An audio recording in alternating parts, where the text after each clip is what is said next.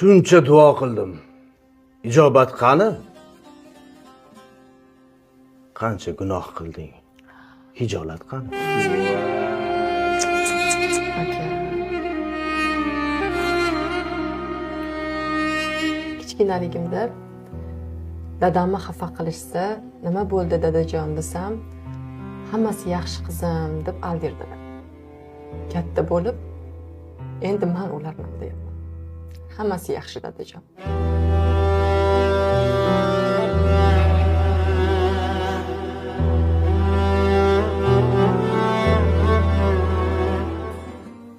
Bugun ko'zlar ko'rganini xohlayapti. Sevganini emas.